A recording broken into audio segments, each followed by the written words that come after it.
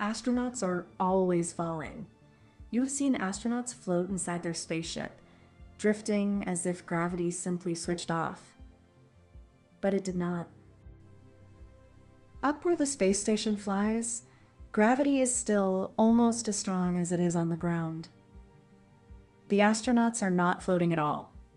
They are falling. Every second of every day. So why does falling look like floating? Because their whole spaceship is falling too. All of it, together, all the time. Newton figured this out more than 300 years ago. Picture standing on a tall mountain with a cannon. You fire a cannonball straight out.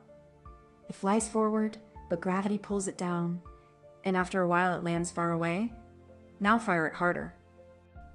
It goes farther before it lands. Harder still. Farther again. So, here is the question Newton asked. What if you fired it so fast that the ground curved away beneath it just as fast as it fell? Then something strange happens. The ball keeps falling toward the Earth, but the Earth keeps curving away under it. It never gets any closer to the ground. It just falls around and around forever. That is an orbit. It is not floating in some gravity-free zone. It is falling so fast sideways that you keep missing the planet. The space station does exactly this. It races along at about 17,500 miles an hour. At that speed, it is constantly falling toward Earth, and constantly overshooting it.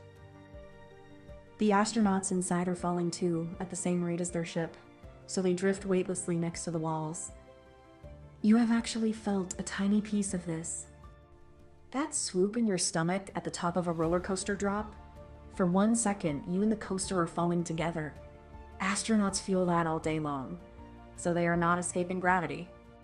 They are trapped by it, using it perfectly, falling in a circle that never ends. Gravity is not their enemy up there. It is the invisible string holding everything in the sky.